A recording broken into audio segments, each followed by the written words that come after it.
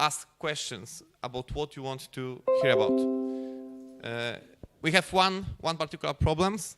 There are not too many people who want to talk. So if you have something to talk about, please come to us.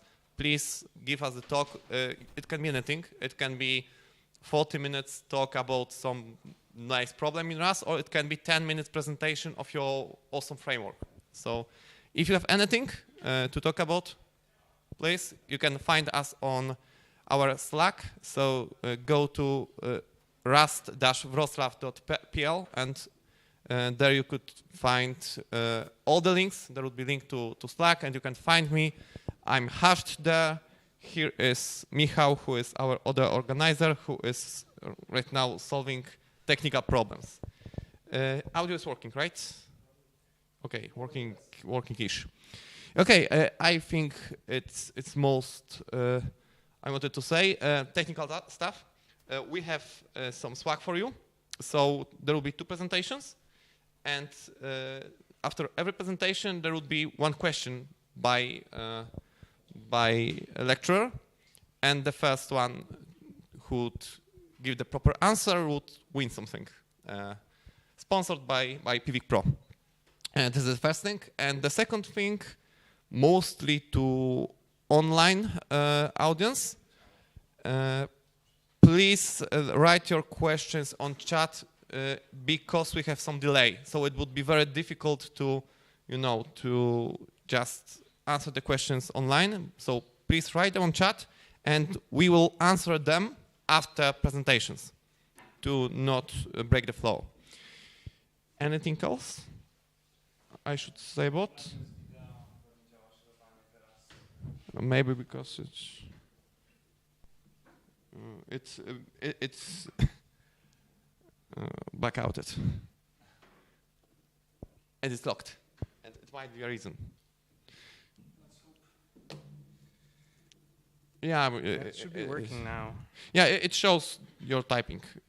Okay, so it's everything from my side, and yeah, I would give you a mic, and thank you.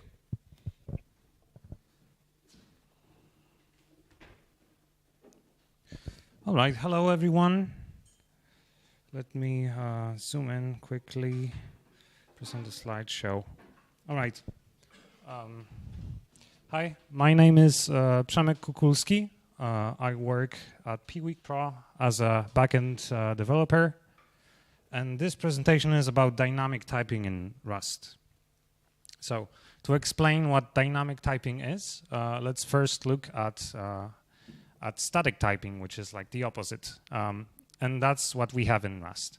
So, if you declare a variable and you assign some value to it, the compiler will guess what the type is, and on all of the following lines, the variable in this example username will have the same type. Sorry. So the type is once it's defined, the variables cannot change its type. So if you try to assign 5 to a username, which was a string before, you would get an error. With dynamic typing, that isn't the case. So you can create a variable holding a string, and then at a later point in your program, you can assign a number to it, right? And that's legal, and it works. So different languages have different ways of checking what is the type of the variable if there is dynamic typing. And in Go, there is, for example, a switch statement that lets you match on the type of a variable, and depending on what is the type, you can have different behavior. So we can have a different logic for strings, ints, nulls, and there is a nice structure for it. By the way, Go is not a dynamically typed language, but it has some dynamic typing, and that's one of the examples. Okay, but what about Rust? Yeah, we are at the Rust conference, and you're interested in Rust. Well, it turns out that there is dynamic typing in Rust, and it's implemented through standard any module. And we'll take a look at two elements of that module to learn how to do dynamic typing in Rust. Okay, the first element is type ID. And type ID allows you to get a value different for different types. And what do I mean? You can say type ID of I32, and that will return you type ID object. Yeah? You then can ask for a type ID of bull and get type ID again, but it's a different type ID. Yeah? So type IDs can be compared, and thanks to that, you can make assertions on types. You can ask if the type of string is the same as type of string, or you can say, is the type of int different than type of bool, right? So you can very quickly start to come up with ways to use that in a clever way. For example, if you have a hash map that maps type ID to usize, you kind of have a map from type to a value, and that's something strange. You suddenly moved some compile time information from the compile time, types, into runtime, and that can affect the runtime of the program. So you can have a data structure that counts how many occurrences of a type there are. So we can say, well, get the entry for this type, I32, and increment it. Or you can say, well, what's the count for type char, right? It's not very usual way of thinking about problems, but there are tools to do it in Rust. All right, I told you that there are two elements to dynamic typing in Rust, and I talked about type ID. There is another one, and that's any trait. Yeah, so standard any module exports trait any. You can see its definition on the screen. It's copied from the standard library. It's quite simple, but it's implemented with intrinsics, compiler intrinsics, so it's a bit magical, I would say.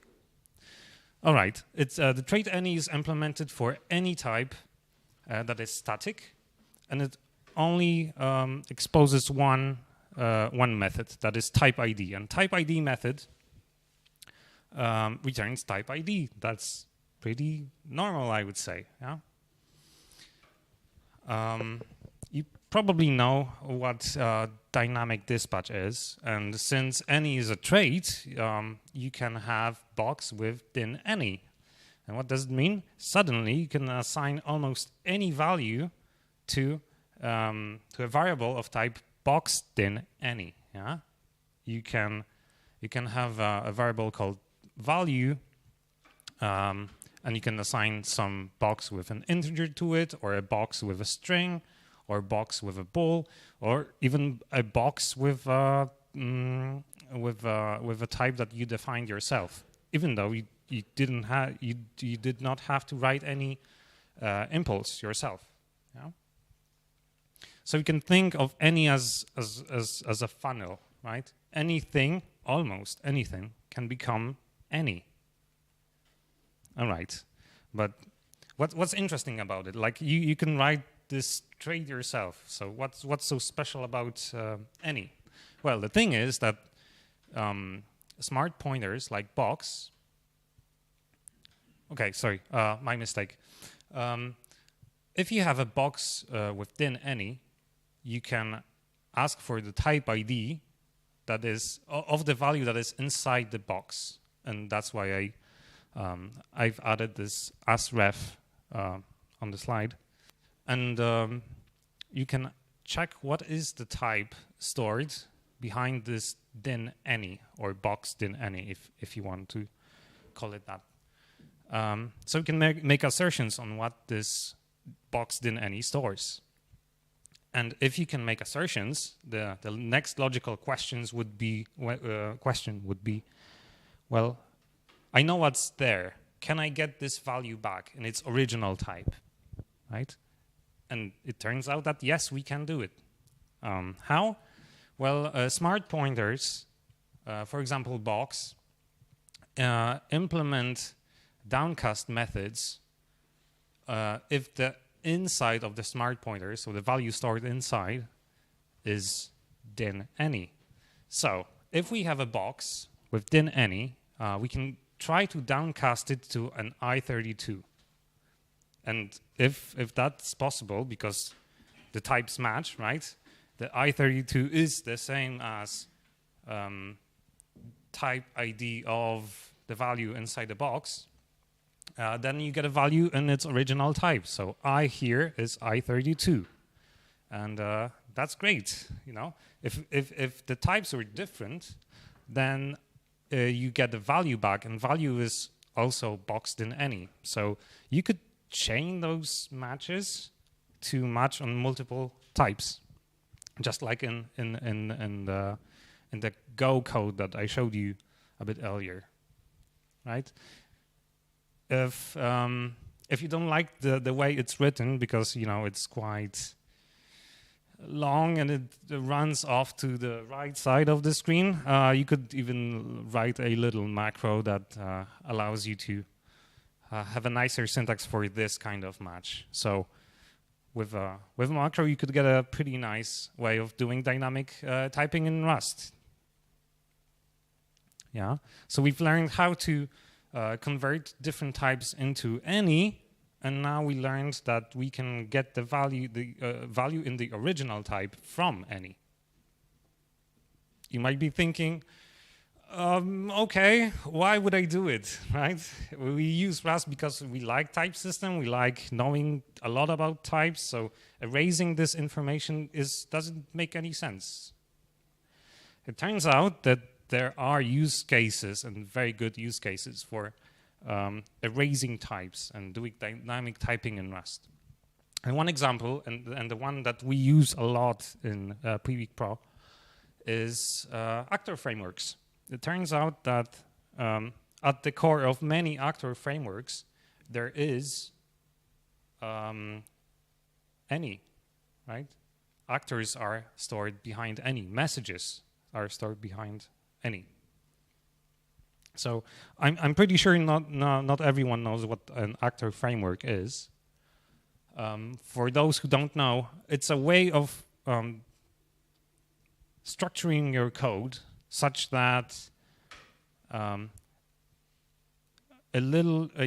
small units of code live somewhat independently, and we call those actors. So actor is like a bit of, you could think of it as a class that has certain logic, and that class, objects of this class, handle messages, and they also publish messages.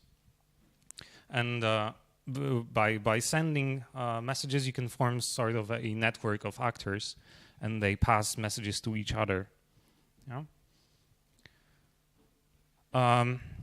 And even though you can think they are a network that, you know, in which actors communicate with each other, the truth is that very often in frameworks you have some kind of a message broker, and that message broker kind of separates actors from each other. So because actors only know about the system, your code is very, very much decoupled, and you can easily swap out one actor or multiple, and everything still works. Turns out there are a lot of actor frameworks in Rust. I found this post on Reddit, and someone said, wow, there are a lot of actor frameworks out there. And he started collecting them in a list, and guess how many entries are on the list? 47. So actor frameworks are like JavaScript front-end frameworks. Okay. Why that many?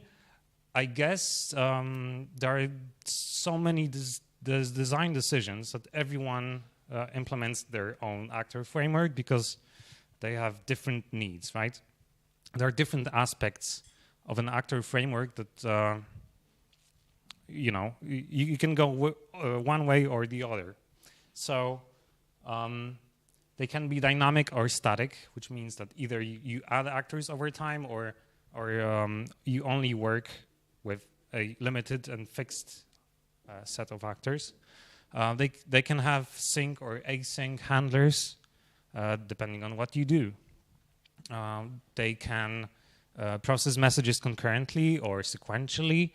As I said, there might be a message broker, or they can communicate directly with each other. And there is the last aspect, which is whether the actors are typed or untyped. Sorry, the messages are typed or untyped. And it's the last aspect that we'll focus on. And standard any plays a big role in the actor frameworks that are typed. Okay, so you could say that the actor framework is like a pub-sub system, right? So you can emit messages, giving them a certain name, let's say, and you subscribe to messages with a certain name. Yeah, and if you do it in the classic way, imagine maybe RabbitMQ. There is a topic and a message in some generic format. So if you're dealing with RabbitMQ, Rabbit messages are just a vector of bytes.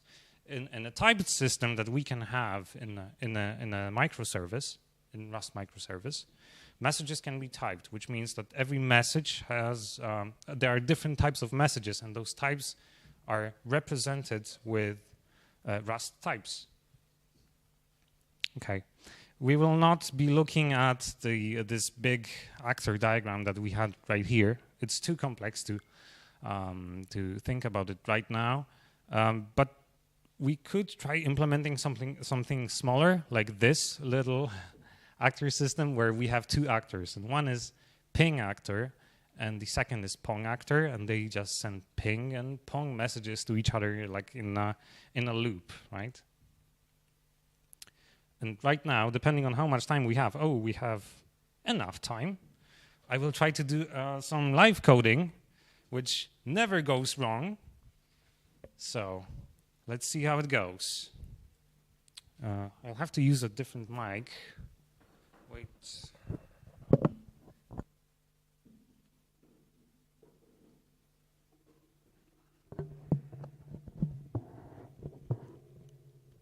All right, this mic is on. Good.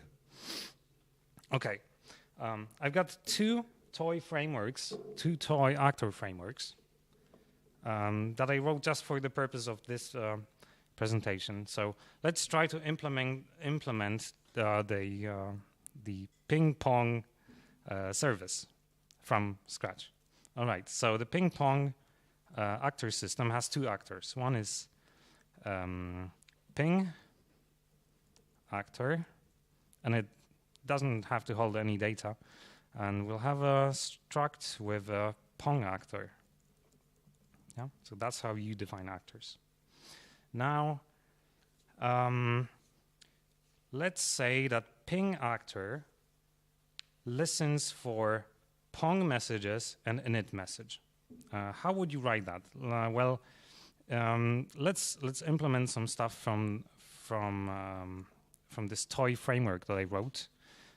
It's called dynamic programming blah blah blah, and we'll use an untyped version of the framework for now. All right, let's implement actor for ping actor. Okay, there should be a function. I don't remember how it's called. Is it register?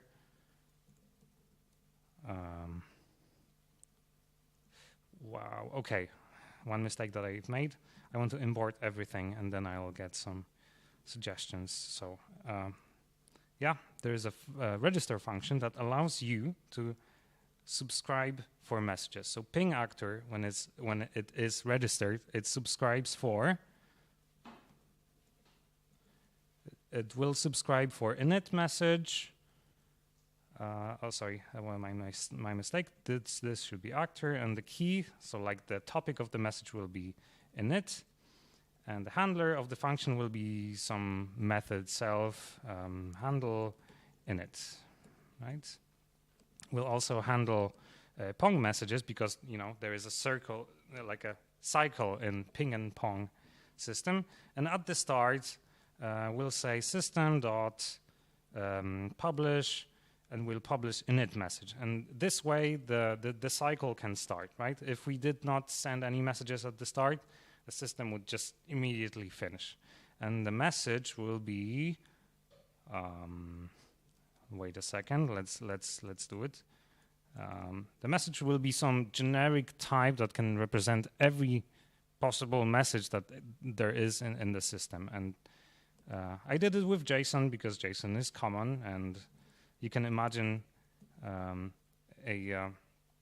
actor system that has an external broker, and with that you would probably have some JSON message exchange. All right, so we've got those two methods that are not implemented. Let's go and quickly implement them. So we'll implement ping actor, and in the ping actor we'll have two handlers. First one will be handle init, so what to do when the system starts, and it will take a mutable reference to self.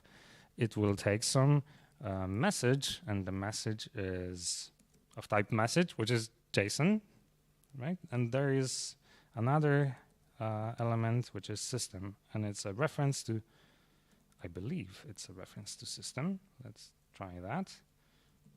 Okay. Did I fix the problem? Yes. So this compiles. I've noticed that I've made a mistake right here. Okay. So maybe I'll make it a full screen. That should be easier to read. Okay. So when the system is initialized, what should we do? Let's send a ping message. So we say system.send. Sorry, publish, I believe. Yeah. We send a ping message, and the content of the message will be some JSON with a number, because we will be numbering messages, and it starts at 0. I hope it makes sense. What's wrong here? Unnecessary. Ooh, thank you. All right, so we handle init. We don't handle pong. Let's handle pong. What will we do in pong? We'll send another ping, but this time in the number that we send will be incremented. So we'll receive a message, and message is JSON, so we'll get, n, which we have to unwrap because it's this JSON can be anything. So it might not have n. Let's hope it has. Then we say as number float. That should be fine. It could be a string, so we have to handle the error again. All right. At that point, we should have this another message ready. Just for debugging purposes, we'll put some. Oh yeah, good catch. Yeah, I wanted to increment the number +1, but 1 is a float. Yeah, and let's say that every time we receive a pong, we'll print received a pong. Okay, good. So we've implemented one actor, and that's a ping actor. Now let's do the other one. Let's implement pong actor, I believe. Yeah, pong. So in here, we'll subscribe for ping messages, and we'll handle that ping message.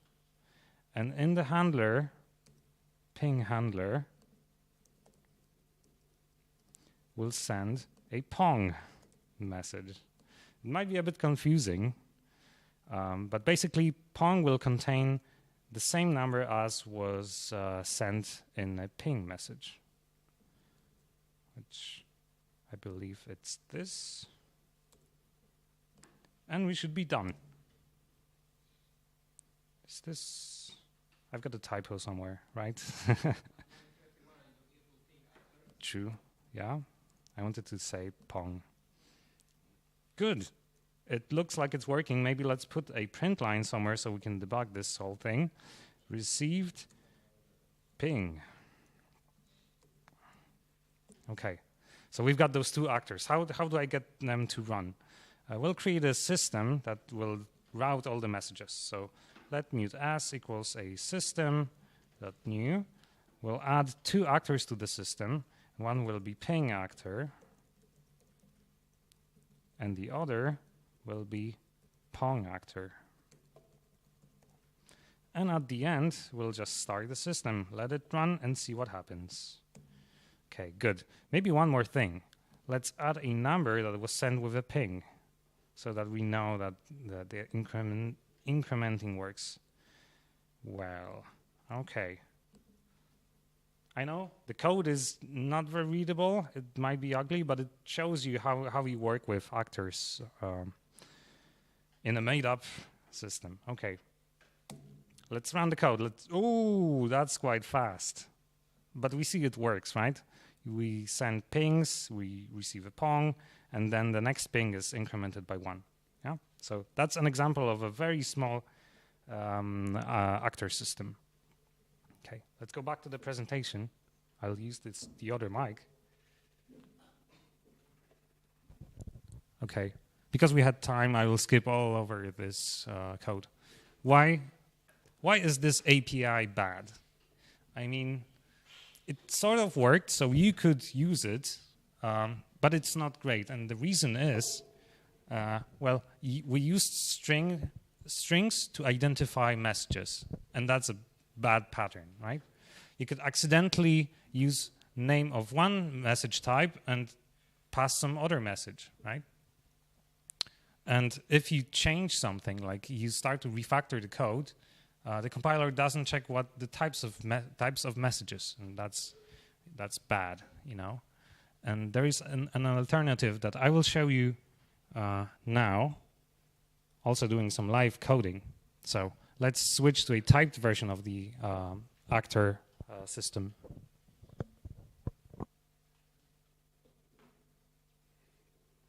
All right, we're back. So instead of using the untyped actor framework, let's use typed.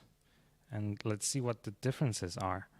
Okay, this is some detail that doesn't really matter, but when an actor subscribes to a message, it says that it needs, instead of like subscribing to a string like pong or ping, you can say, well, self, which is me, I subscribe to ping message, right? Isn't that nicer? Of course, we have to define ping and pong messages as well. So ping message has a number. Let's make it an integer. And the pong message will also have some number.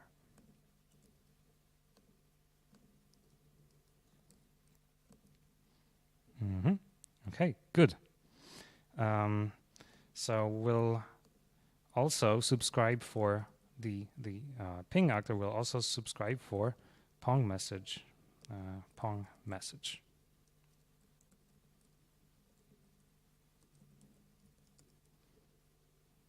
Yeah, so that's fine. Don't worry about those squiggly lines. We'll fix them in a moment.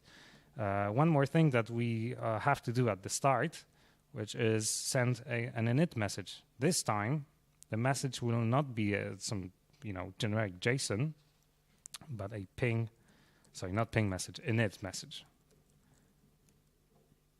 Init message isn't defined as well, so let's quickly define it. Init message. Like this. Okay, fine.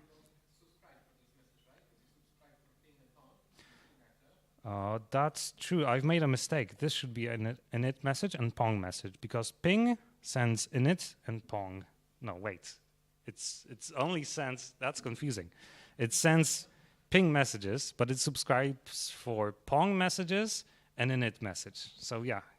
Thanks. All right. So how do we now handle those messages? Let's implement handler of init message for ping actor. And now the message isn't some generic JSON, it's init message. Yeah, and the compiler can check that the message contains the right data. Okay. Why is it highlighting all the code? That's because the method name is different. So let's ignore that for a moment. Great, it works. The publish will look different now because we're not publishing name and a generic message. We publish message that has a type, and the type can be checked by the compiler. So let's send 0 at the beginning, just like before. All right, that looks good. We also have to implement a handler of Pong message. That should be really quick. Pong message. And the message here is also Pong. And how did we react to Pong message? We printed some text, and we sent another ping message, but with n incremented. And you see how much nicer the code looks now if we can just say message, if I could type, .n +1. Yeah. Good. So we've got one actor sorted. Look how much cleaner the code is. It doesn't run to the right side because we're doing unwraps all the way. Okay. So we've converted one actor. There is another one. This will be quite quick. So let's have a register method. So in the Pong actor was subscribe for ping messages. Is that correct? Self.ping message. Of course, yeah, that's correct. And now we implement a handler of ping message for Pong actor. And this has a different name. Message is not generic, it's ping message. So this is all good. We'll print n, but we don't need any of this. We just say message.n, and we publish a Pong message. So let's do that very quickly. Pong message with n, and n is message.n. Okay, this should be all. Is it? Let's see. The main method stays the same, main function. Let's run the code, let's see what happens. Yeah, it's counting up. Okay, good. So you see the difference. Because we use types, there is less error, there is less room for user error. And that's great. And we don't have to do unwraps in every handler, right? We receive the right message type, and we can use it as we want to. Okay, let's switch back to the presentation. Yeah, so it's way better. Now, you might be asking, why are you showing this nonsense to us? And well, it turns out that in order to implement an actor framework that has this typed message exchange, you have to know how to do dynamic typing in Rust. So, well, two parts of the presentation. Okay, we'll take a look at 3 elements that make this whole typed message exchange possible, right? As you've seen before, we had this system.publish function method. We had system.subscribe and system.run, and these 3 are the most important elements of an actor system, actor framework, should I say. And we'll take a look at how to implement them using the techniques, the tools we've looked at before. So we'll declare a system, but for now, let's leave it empty. Yeah? And we'll start implementing methods one by one. And we'll start with publish because it's the simplest one. Okay. Okay, let's think. Publish. How do we publish messages? What would you expect to happen if you publish a message? It will not be handled immediately when you call publish. It's like it will be scheduled for processing later. So, right? So you have to keep a list of messages to process. right? So we go back to the system struct and we say, okay, messages must be some kind of queue of messages. And here I used vecdec because it's more efficient than vector at doing, putting stuff at one end and pulling from the other. Okay, but what is the type of the message we store in this queue? Well, it's boxed in any, right? Because you can send any type of message to the system. All right, so how would the body of the publish method look like?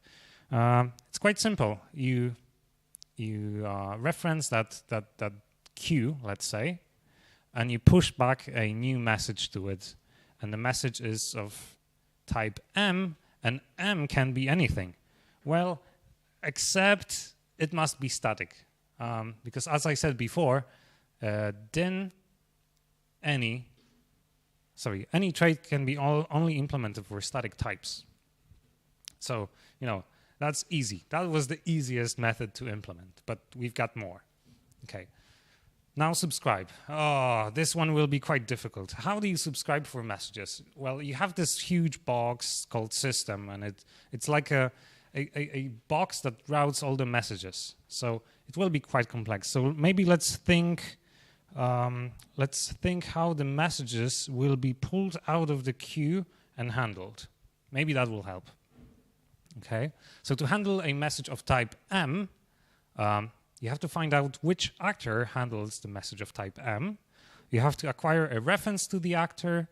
You have to acquire reference to the system because, you pass that system around everywhere to allow for publishing. And then you just execute its handler. You call a.handle M, passing a message there. So thinking about it, what do we need to add to the system struct to make that possible? I would say we need a hash map mapping from a message type to the actor type. Yeah, if you pass a message of type, string, some actor has to subscribe for a message of type string, right? So it makes sense to map from a message type to an actor that handles that message. What more?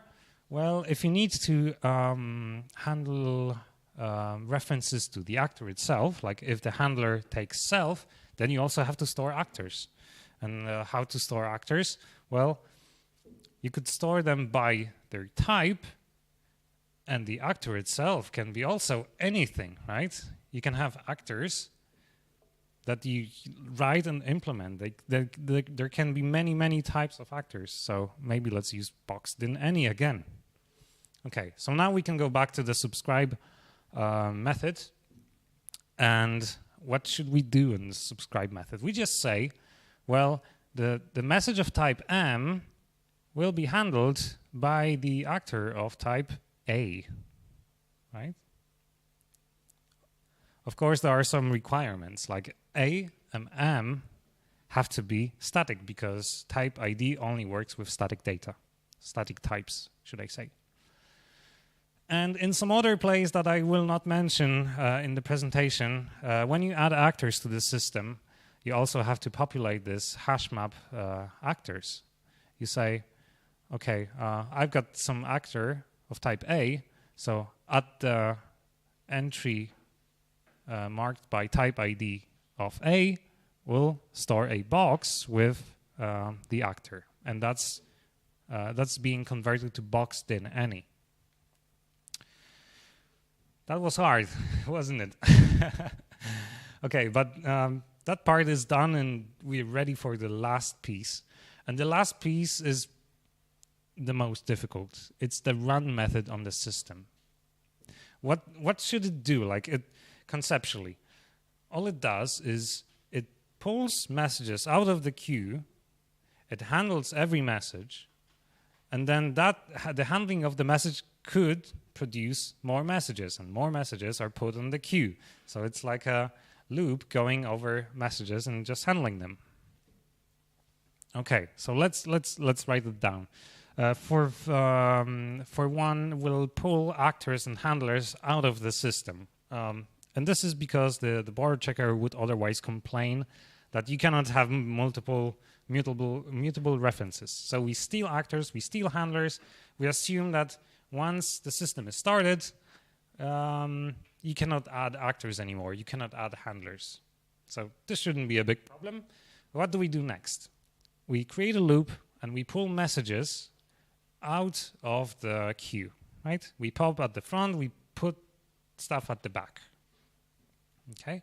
Once we have that message, and remember, message right now is of type boxed in any, because we can allow sending any messages. So we've got the message. We can now look up the actor type that will handle the type of an actor that will handle that message. How do we do it? We say message as ref type ID. What does it do? It asks the box what's the type of the value inside the box, and that's type ID. So using this, we can get an actor type, and then knowing the actor type, we can look up the actor because we also store actors in boxes. Yeah. So we use actor type here. We get an boxed in any with an actor. What do we do next? Well, you might think, okay, we call actor.handle message and we're done, right? That's the end. Hooray. No, unfortunately not. And that's because mute din any doesn't implement handle, and it should make sense, right? We use din any and not din some actor traits. So this is a bit of a problem. And you might think, okay, but we've learned how to downcast any into concrete types. So for sure, we could use downcast and get the handle message. So you go back to the run method and you put down downcast mute and downcast to get the concrete original, to get the values in their original types. But there will be a problem. What are M and A in this context? Well, it turns out they're not available. Like the run isn't generic over those parameters. The system isn't generic over those parameters. So where do they come from? And you suddenly realize that you wasted a bunch of time. Really, it's I felt just like that. Okay, but then you come back to the code after a week and you think, well, at some point in the code, I knew A and M. Yeah, and it's in the subscribe method. So when you subscribed, when some actor subscribes for a message type M, there is this bit of code that knows A, that knows M, and theoretically you could downcast actors and methods if you had them right here. But we don't, so what do we do? Well, you look at the handlers and you think, maybe there is something more I could store. What if in this subscribe method, you created a function that knows how to downcast message and actor even though you don't have them at that moment. So you not only save type of A in the handlers, you also save a function that is able to downcast messages and actors. And you put that downcasting code in there. And also you call actor.handle because it's the only place where you could do it. And of course, there are certain requirements like A has to handle M, which should make sense in the first place. So no big surprises there. So you go back to the system and you say, well, the handlers are different now. They look more like this. And that, that's a bit scary, but you could, type alias it and it would be a bit better. So finally, you go back to the run method and you say, well, when asking for actor type that handles the message, we'll also get the magic function. So we get actor type, we get magic function that does the downcasting. And at the end, instead of saying actor.handle, you call that magic function that will downcast stuff for you. And when you run the code, ta-da, it works. My debugging output didn't look that great, but you know, I was coding on the stage. So yeah, that's a win. So it turns out that to implement an actor framework that has this typed message exchange, you have to know some dynamic typing techniques in Rust. So yeah, we've learned that Rust has some dynamic typing. It's not used very often, but sometimes it's necessary. And if not necessary, then it's good to use it because you can improve type safety of your programs. And this stuff is a bit brain melting, so don't use it everywhere. Use it only in the libraries that require it. All right. So that's the end of the presentation. Thank you, and you'll find the code for both the toy frameworks I showed you before, and also ping pong implemented in both frameworks. Here's a QR code that you can scan. It forwards you to the GitHub repository that has all of the code. So I guess that's it, and if you have any questions, ask them now. There you go. Wait, 1 second. We need 2 microphones because the audience will not hear the question.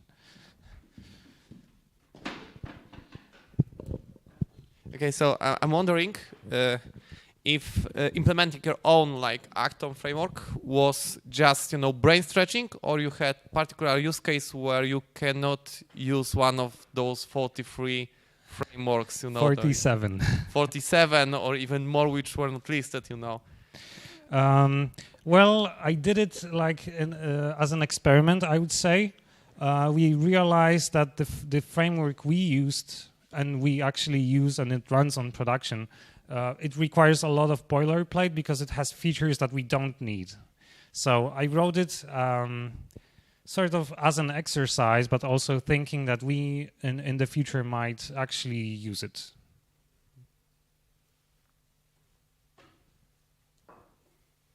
Okay, are there any other questions? You have to pass the mic.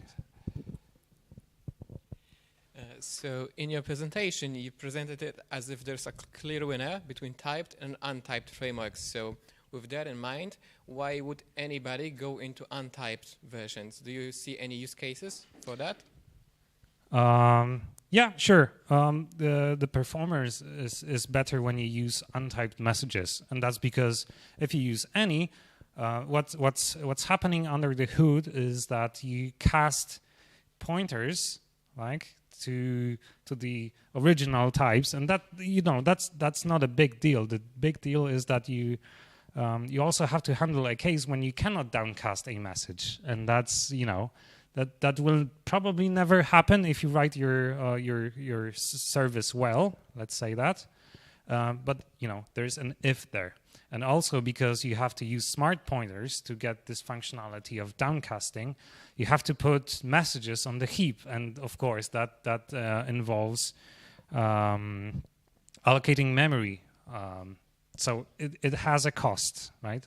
But for us, it's obvious that having compiler check certain things is worth more than having an extra bit of performance. Yeah, I would also add one thing to this answer. As there's another overhead when you have untyped frameworks. You often have to serialize and deserialize your messages. So this is another overhead. But I wanted to add another use case for untyped frameworks if network is involved. Untyped frameworks are very good if you are working on your own application, monolith in best case. But if you want to send your messages, you would have very big problems trying to send types. Yeah, in the untyped example I showed before, I used JSON, but you can imagine having a system that is generic over message type, and in that case you could write maybe an enum with every possible message that happens in the system as a variant of that enum. And then, well, you don't heap allocate. You still have to do ifs to match on the type. You know, there are trade-offs, and I think the approach I showed with types is just good. It feels nice. It finds mistakes for you, so I think it's worth it.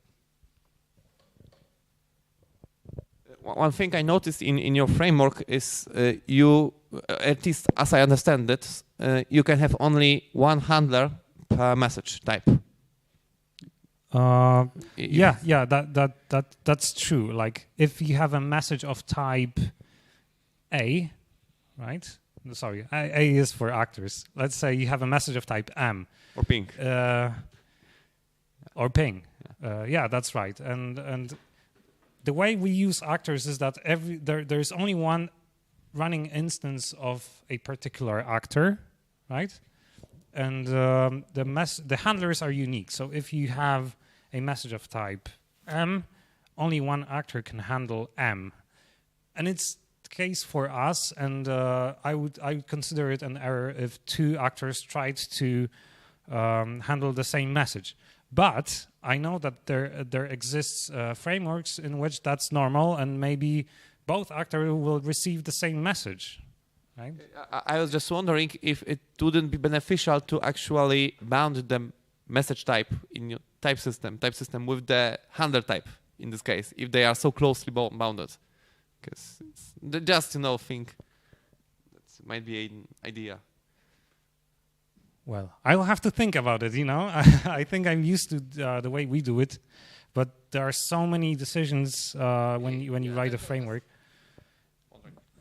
Yeah, I don't know.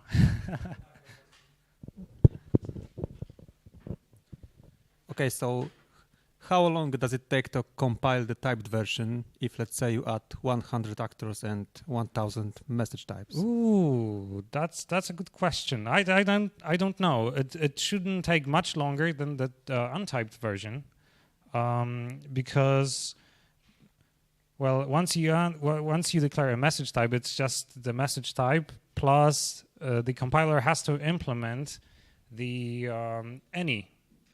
or type ID. It has to implement the type ID functionality for that type. So yeah, probably it's a bit longer when you have multiple types, but I don't think it's a concern unless you have like thousands of messages. Then it would matter, yeah. Okay, thanks. Okay. If there are no more questions, we'll answer questions if there are any on the chat after the break. So stay tuned. We'll have a break now to chew on a pizza, and we'll see you guys in 30 minutes from now. The question after the talk is right now or after? After the break, I think we'll do it that way, if that's fine. Yeah, That's fine. Okay, so thank you, and see you in 30 minutes.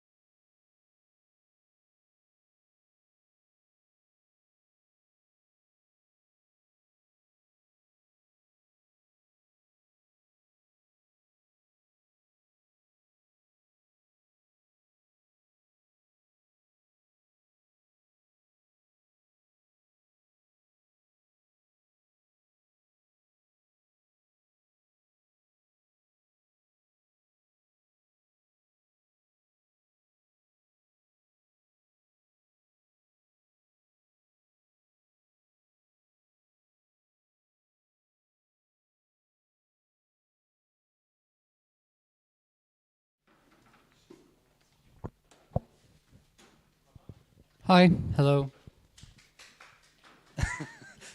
Not now, not yet. Keep that for later. Hello. Okay, we're good. How are you doing? Are you having a good 1st of December? Because we are having a great 1st of December. In about 2 hours, passes the deadline for the game jam we've been participating in, which is the GitHub Game of 2022. And the reason we're here is because me, hi, my name is Jakub, and Patrick, we built a game for this game jam using entirely Rust. And when I say entirely Rust, I mean 99 point something% of our code base is Rust. That's including the shaders, because we built our own renderer, which ray traces the game in real time. Now, because it's a game, you know, I fundamentally believe that you should experience media the way it was intended to be experienced. I brought a Steam Deck with the game running. I will pass it to the first person here, and I expect to get the Steam Deck back after this. Take your time, play. If you die, there's a restart button for the level you're in. If the game says something along the lines of you need to press F to do whatever, then press the Y button. Because we don't actually handle gamepad input. It's just mapped on the Steam stuff, right? So let me just pass the Steam Deck to the first person here, and we'll move on with our presentation. Do you want to introduce yourself, Patrick? No, it lasts plenty of time, and it should be charged. And because of the amazingly efficient Rust code and shader code we wrote, it only utilizes, I don't know, 50 or some 50. I think 50% GPU, 20% CPU when it's running the game. So it should be fine. Do you want to introduce yourself? No, I don't know. I'm Patrick. So together with Jacob, we've been doing Game for Game Off. Oh no, that's what you've already said. Okay, so let me get straight to the meat. So you see here, right? Unless you want to. No, I just wanted you to introduce because the thing you need to understand is that Patrick wrote most of the code, so I need to interject myself whenever I can. So I'm gonna. Actually, this is your this is your slide. This is my part. So go ahead. We've been crunching the game so hard we haven't had time to review this, but we've got the presentation ready. So there's that. So first, I wanted to tell you what makes the approach we've taken quite unique in terms of how you do usually games. So as before, you can see here 4 scenes from the game. Each presents something unique, either in terms of lightning or it's mostly lightning, to be fair. So you can see here spotlights, in here you have flashlight, in here you have just mixed lights. And that's to highlight the technology we've used. And the technology we've used with our custom renderer is called ray tracing. And I wanted to start off by describing, what's ray tracing and how it works, just briefly, because obviously there's books on this topic. And well, first of all, ray tracing is a way of transforming what's essentially, a list of triangles to an image. Well, in this case, the image is pretty stretched out, but hopefully you can see that there is here goes a floor, there you have some columns in here, the ceiling, the walls. And ray tracing is a way of generating an image like this. And in this case, it's actually a scene from the game. And I wanted to tell you how it's generated. So first of all, for each pixel, what ray tracing does is that it generates some ray. So we can imagine if here am I, then ray tracing first for each pixel of the image generates generates a ray from me straight to where I'm looking. So for in this case, I think our resolution is 320 times 180. So this would be the number of rays. So we generate a ray. It hits some part of the floor. Well, in this case, floor. this floor is actually reflective. So this generates a second ray, to mix both the floor's texture and, the reflected color. Then we have to incorporate the lighting. In this case, we have 3 lights. They are kind of visible in here, so you can see the orange light in here. Then we have like pinkish and some different lights in here.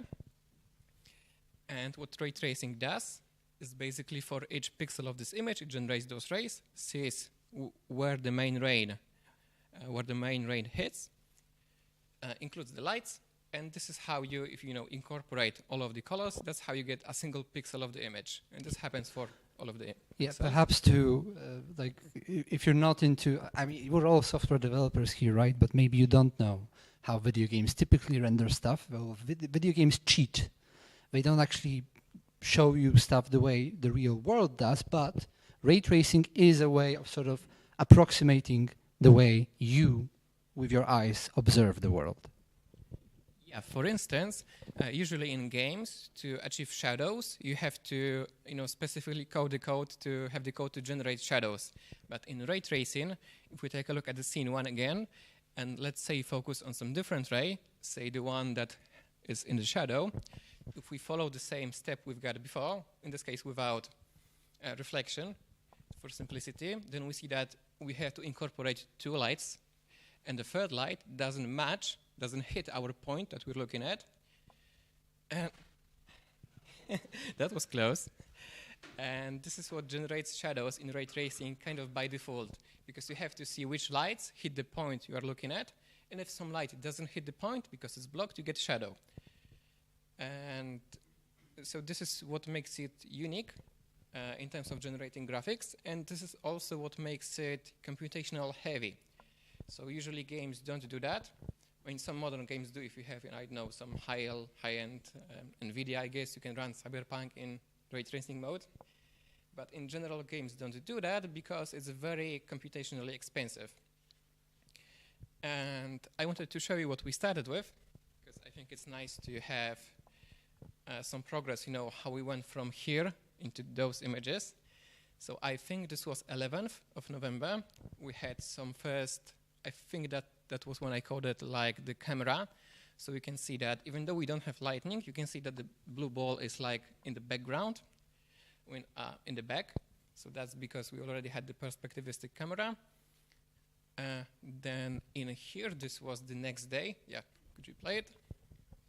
I've added lights and shadows. And also reflections, which once again you get in ray tracing basically for free, because you have to just check if the ray you casted hits a reflective surface, and if so, send another ray in different direction. So you get a lot of stuff basically for free using ray tracing.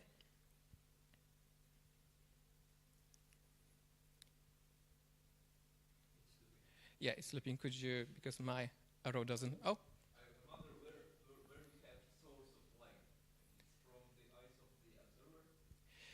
Yeah, so in this case, you can see in this specific scene, the light is hard-coded to be in here, which you can kind of see because it's more, more light, more main light. So there is no main light. I think I know what you're trying to imply. Typically, I think a renderer would have something like an ambient light setting. We don't have that. We don't have that, and it's just. I think in this example we have only a single light in the scene, roughly around here. In the previous scene we had 3 lights, but yeah, that's just it. Yeah, so if you had a scene with like no lights, it would be completely black, because you would have, you would cast a ray, it would hit a surface, and then you would have no lightning to apply on the surface. So that would be it. Yeah, I mean, if you have some questions later, we'll gladly take it, and maybe, some later parts of the presentation will make it a bit clear about what's actually happening underneath. And as for progress, this is when we started to introduce textures. So this was Jakub doing some cube with like left side, back face, front face. Yeah, and extremely upsetting about creating a reference cube is the fact that back and bottom start with the same letter. That's just my small comment here. And I think this is, so this is a quick video from the final game. So, starting from those three spheres, this is what the game actually looks like.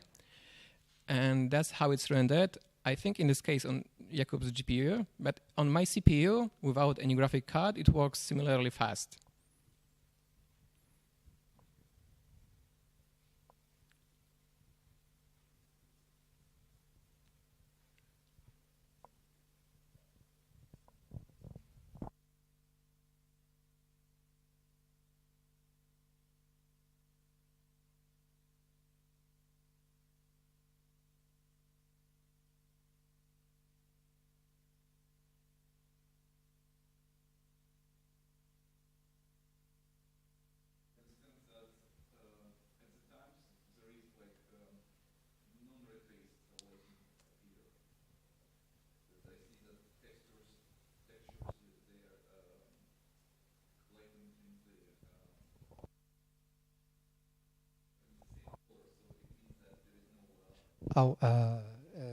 Yeah, we did add emissive textures at some point, which is actually something that you'll see in a moment.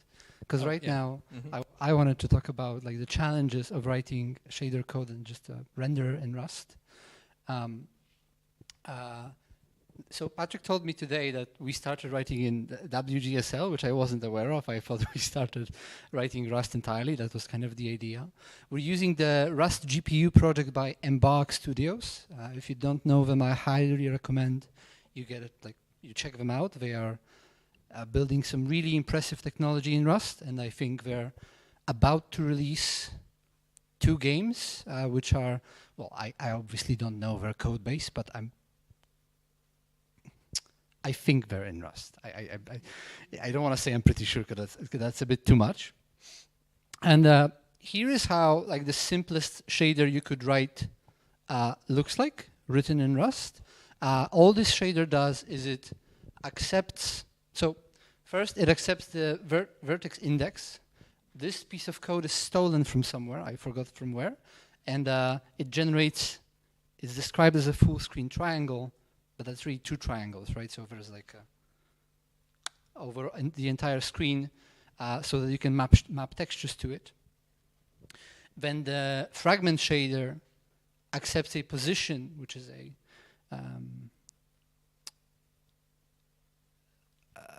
like the pixel on the screen, right? So X and Y of the pixel on the screen, I think it's typically referred to as UV, and samples a texture by the coordinate, like divided by width and height so that you can 0 to 1, like proper, texture coordinates.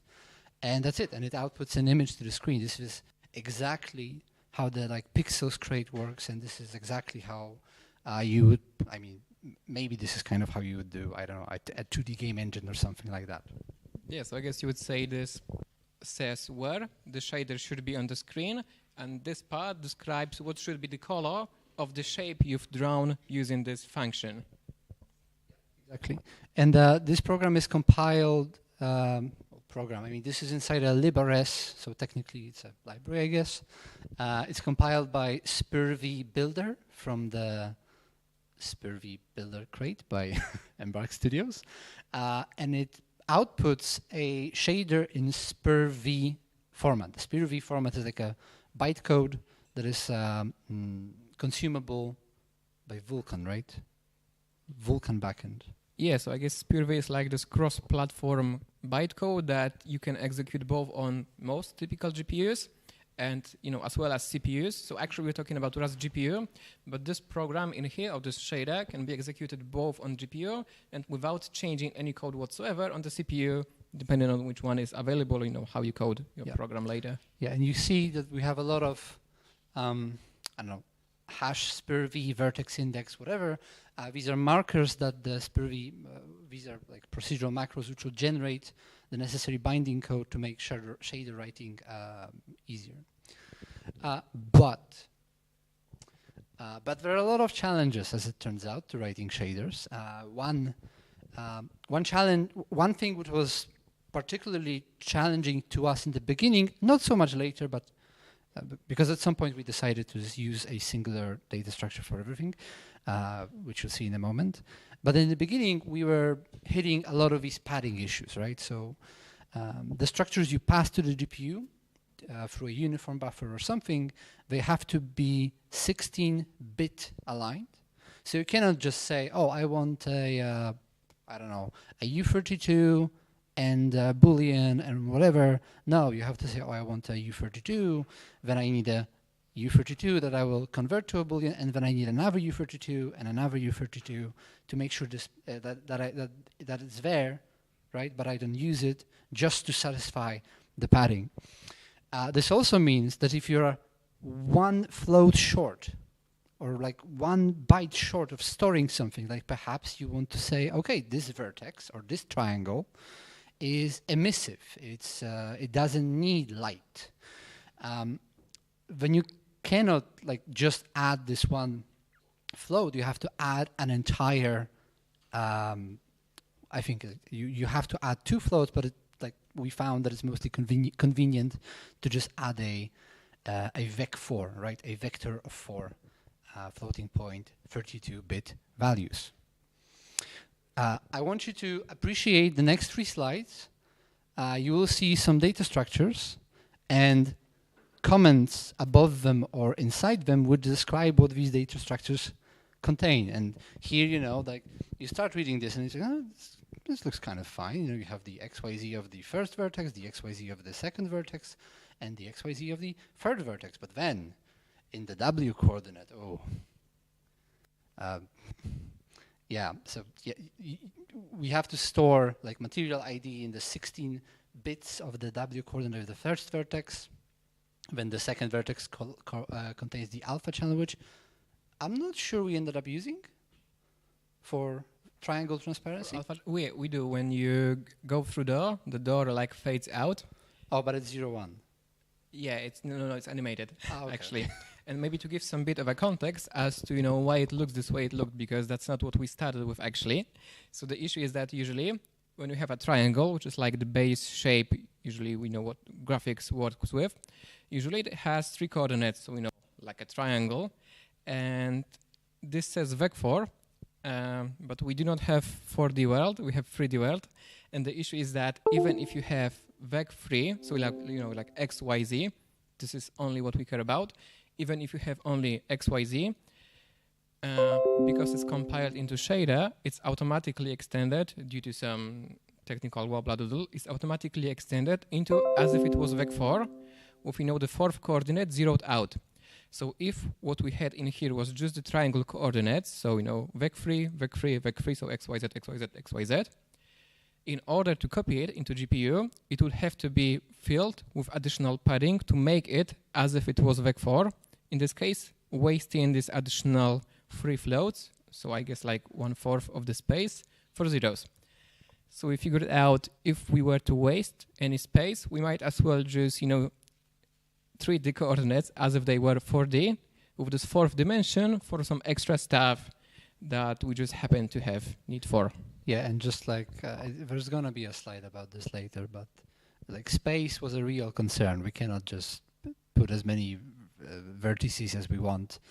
We were in fact limited to mostly like 64 kilobytes, no, 20-something kilobytes. 64, yeah, because we were aiming for WebGL2 compatibility, so that you can run the game online.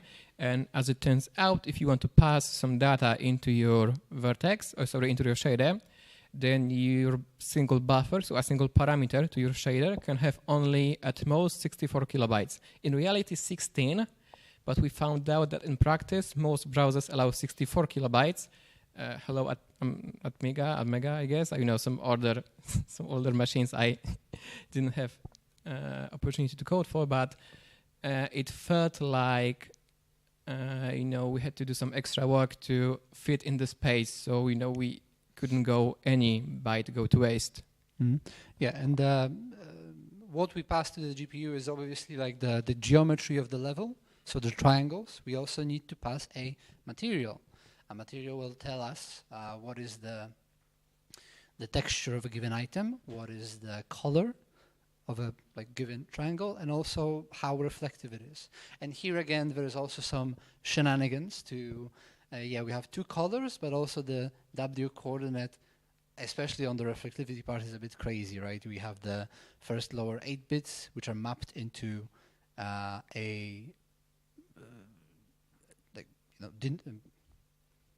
Divided by 2055, Yeah, get 0 to get from 0 to Yeah. 1, 0. So you get the reflectivity parameter, and then, which was like somebody asked whether or not it's an emissive material. Like an emissive material in the world of video game engines and video game graphics just means essentially that it is that it doesn't need light in order to be fully lit. And also, this is Patrick's invention, so perhaps I can leave you to talk about it. Yes, so when you have triangles, we have those, vertex 1, vertex 2, vertex 3, 0, 1, 2 in this case. You also have to, if you want to have textures, you have to have a way of passing information into your engine as to how the texture maps onto the triangle you've got. And this is usually called UV mapping, with UV being like the position on the triangle. So you might say that if you have some, giant texture, then your triangle only makes occupies some part of the texture. And we've encountered an issue space-wise, because usually, I will go back a few slides, usually in the very simplest case, if you were writing typical CPU program, I guess, the way you would design your triangle is that you have vertex 0 of a vector 3, then vertex 0 UV of a vector 2, so it maps onto the XY, of the 2D texture, and then this vec 3, vec 2 repeated for each vertex. And this would be problematic because had we had here vec 2, it would be automatically extended into vec 4 due to required C compatibility, wasting essentially half of all of the vectors space that would be filled with just zeros. And we couldn't afford that because we wanted for our levels to have more than 100 triangles. So what I've come up with is that we have special buffer only for triangle mappings, where this is a bit funky, but the observation is that if we have two to put it differently, to entirely map UV for a single triangle, you need 6 numbers. So you have to have UV, so U, which is 32, and V, which is 32 for each of the vertex. And so to map 2 triangles, you need twice that amount of data. And as it happens to do, if you have vectors, then on 2 vectors, you can map 2 UVS. But this requires that for the first triangle, if we would expand this vector, then the first mapping goes through X, Y, Z, W of the 0th item in here and goes to the first item of X, Y. And then the first triangle, the odd one, starts midway through this vector up until the end. So what this essentially does is that it kind of compresses, floats into vec force. And this technique allows us to not waste any space, which we really couldn't afford to waste. So, yeah. Now I'm going to show you so it's not a compilation error, right? The shader code that will be on the slide after the next one, it compiles fine, but when we load it into WGPU, we get a runtime validation error from the Naga shader translation crate, right, which accepts the SPIR-V code that we compiled and converts it to some common operable byte format. And the error looks something like this. As you can see, it's very helpful and very clear. We obviously have a shader validation error in expression 539 in function 2, which is invalid, right? Function 2 is invalid. Oh, obviously, right? So I go ahead and actually Patrick fixed it, but I'm going to pretend I did.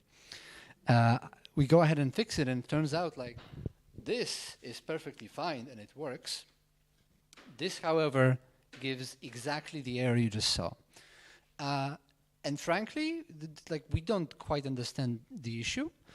My best guess is that sample by so a lot level of detail, sample by level of detail provides the level of detail explicitly, whereas sample has to acquire it somehow. And uniform control flow essentially means that the shader expects to be like branch out and branch in, right? Via and keep what's called uniform control flow, right? So at the end of the shader execution lifetime, you end up in a single branch. And perhaps there's something happening in sample that I don't understand that causes the code to branch out and never branch in again. Yeah, so to have some bit of a context, because as far as I understood, so basically TLDR is that you cannot call this inside an if, and you can call this inside an if, and this whole function is what our ray tracer calls to figure out, given triangle and given a hit place in the triangle, it returns color of the underneath texture. And because this is called underneath in a loop, then the validation was failing for this one, because as far as I understood the issue, it's like if you had CPU with multi-threaded code, the assumption is that, if the assumption would be that this code, this branch, is either always taken or never taken for all of the cores. To be fair, I think this is some kind of very specific GPU kind of thing, because the way GPUs works is like you have, let's say, 1,000 tiny cores, and they all try to execute the same code.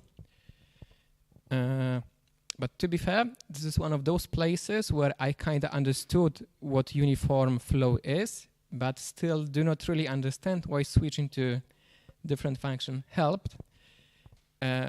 So just FYI, if any of you have any idea, I would gladly accept some explanation, because after all of the bit tricks and which I do understand, the whole level idea, this is the only place where I feel kind of ashamed that I've done it and not understood why it really helped. So FYI, if you happen to know. Yeah, and chapter 3 is pitfalls of WebGL. Well, because it's a game jam. Yeah, it's a game jam, right? So if you don't have a browser playable version of your game, then like probably 50% of people are just never gonna play it, right? They'll see your game page, I have to download it and decompress it. That's too much work. And I frankly, I feel the same. Like whenever I judge other people's submissions, if there's not a browser playable version, I'm very upset.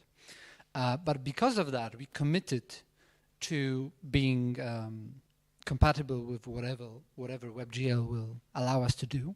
Because as at the time of giving this presentation, WebGPU is still not really a thing in terms of like compatibility in browsers. And the limits that imposes on us, I actually probably should have taken the different right side, but whatever. Too many numbers to parse by an audience member, so like, don't bother. The main takeaway is that, for example, we weren't able to use texture arrays, because like we want to have multiple textures, right? Not everything in the game can be a single, I don't know, brick or something, right? Yeah, or maybe WebGL doesn't support dynamic buffers. So if we go a bit before into this place, you can see that in here we have two consts that determine the maximum number of static and dynamic triangles. And this is only needed because for WebGL we cannot dynamically allocate memory. We have to pass it, some strictly sized buffer. And so we have to put a cap on the maximum number of triangles we could have. And otherwise, if not for WebGL 2.0, which we aimed for, if not for that, you normally could just allocate dynamically, say, chunk of 100 megabytes and pass it into your shader. But in this case, we had to, figure out the maximum number of allowed triangles and just work from that. Yeah, and as a result of the texture stuff I mentioned earlier, I'm going to complain about it because I can, but the reality is I would still do it if there wasn't such a limitation. But at runtime, at initialization of the game, we load all the textures and all the models that we will ever need for the 3D world, and we pack them into a single texture. I would say that these are all the texture items in our game, but that's not necessarily true, because cut off like the remaining explosion images from the right side of the image because like it was too wide and you wouldn't see anything. But we had to pack all the textures into a single atlas, which is then sampled by the fragment shader. Maybe to intercept for a bit, because I was talking about this UV mapping before, and UV mapping is exactly this, that this is a single big texture, and then we have a mapping inside our code that says that, triangles that correspond to, this guy, they correspond to this part of the texture, which is like, half around and half around something in the center. Yeah, and what we have to do at initialization, because like when you, the way I prepared all of the models and textures is I loaded Blender up, produced a quad, and tried to map all the items, all the images onto the quad. So usually the enemy, this little guy here, which by the way is AI generated,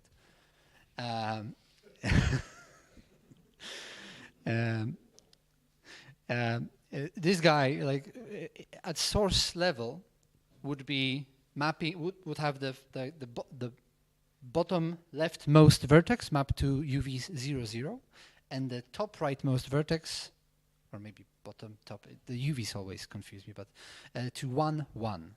When we load the texture in the model and we want to pack this texture into the atlas, we have to then modify the UVs on the triangles that we loaded to, instead of like being 0 0 to 1 1, be, I don't know, it's like 0.25 to 0.25 plus 001 or something. Yeah, and by the way, this is the knapsack problem in practice, because what we do is that we have all of those textures that are rectangles, and the problem that building Atlas does is that you have to pack all of those triangles as close as possible, for them to actually fit on the bigger texture. So this is the knapsack problem in practice. But which we didn't solve because we used the rectangle pack crate, which I recommend. It's very nice. And yeah, chapter 4, Bevy. We said that we built our own renderer, and we kind of built everything from scratch. Well, mostly everything. But somewhere like halfway through, was it halfway through? It was roughly halfway through. Yeah, I would say. I tried to push for Bevy integration, and as you can see, it was an extremely controversial decision. Yeah, half of our team didn't agree on the decision.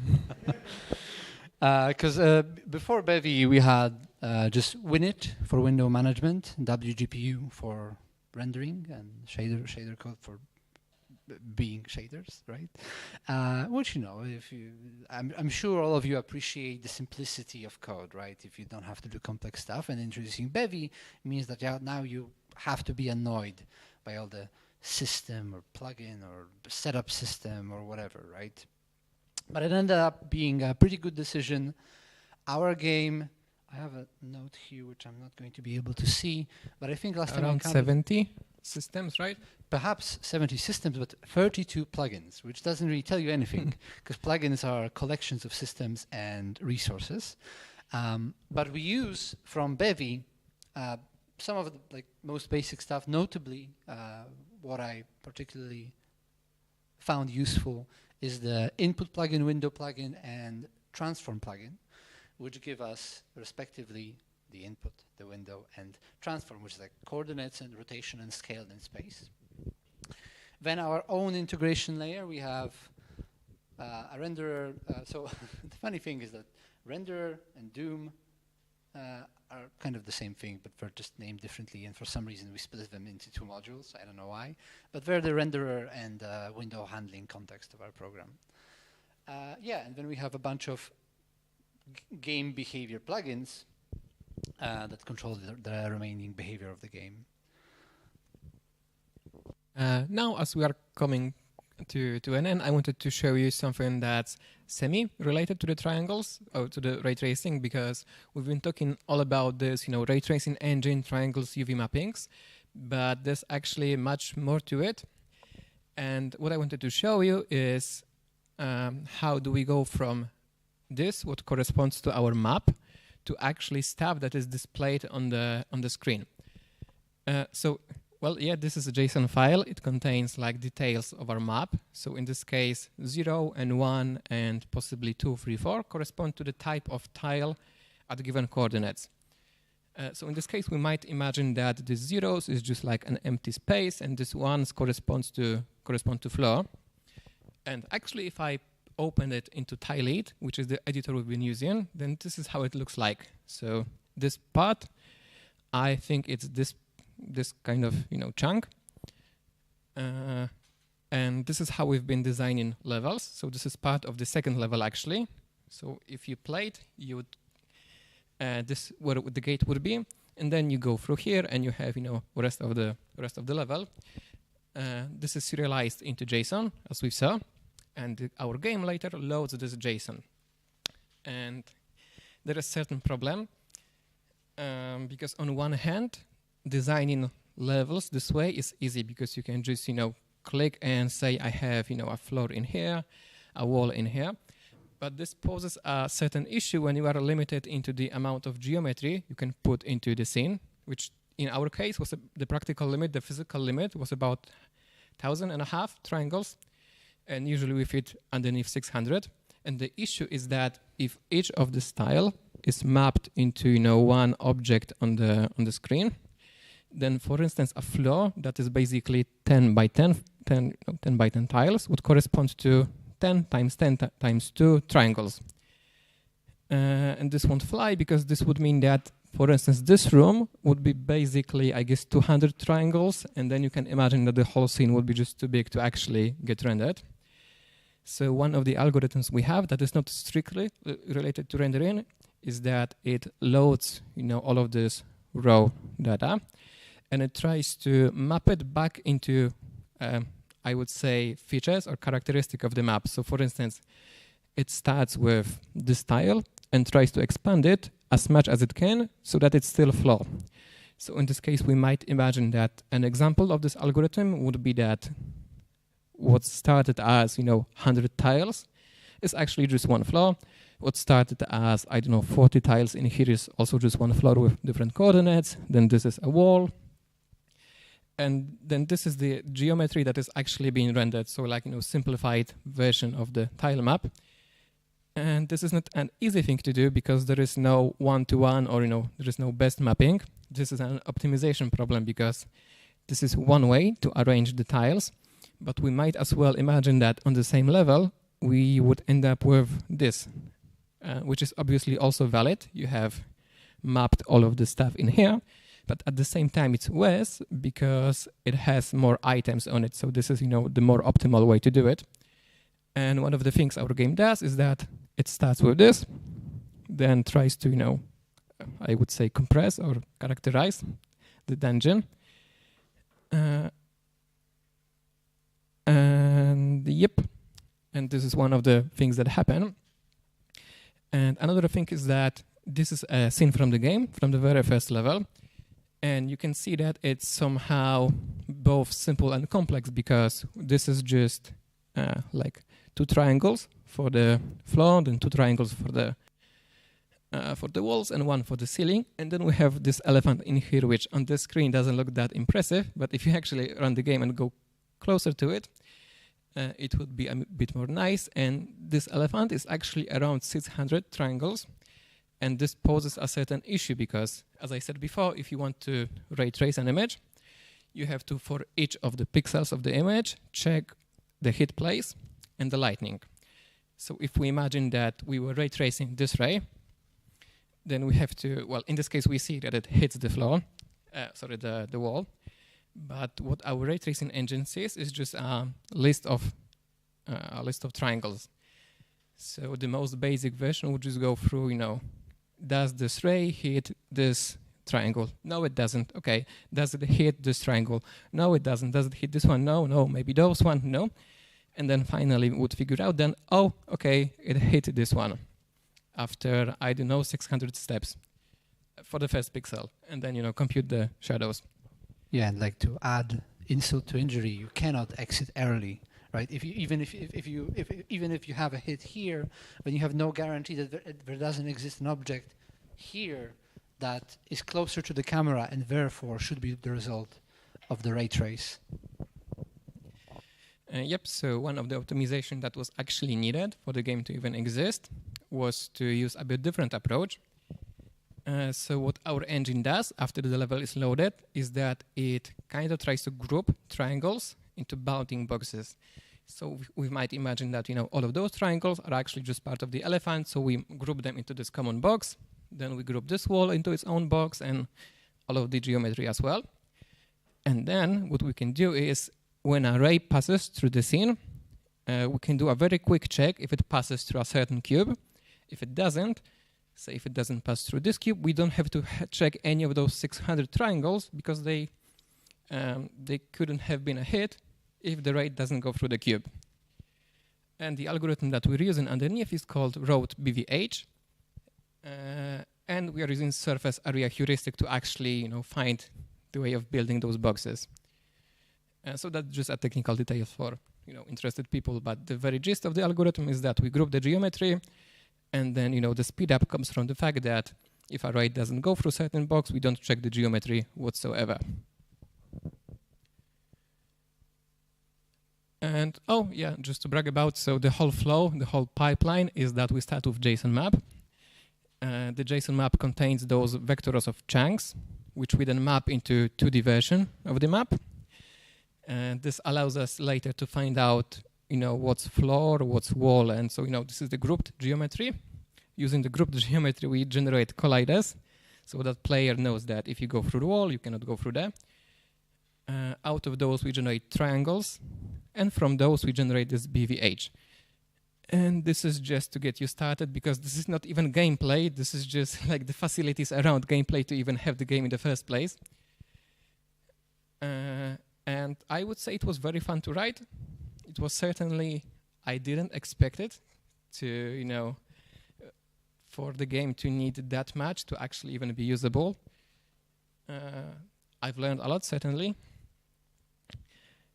And yep, going to physics. What wasn't fun to write were physics. Actually, it was a lot of fun to write. At some point during the project, Patrick was doing his BVH stuff, and I'm not going to do the same thing at the same time, obviously. And I'm not going to end up being like the guy who did nothing for the project.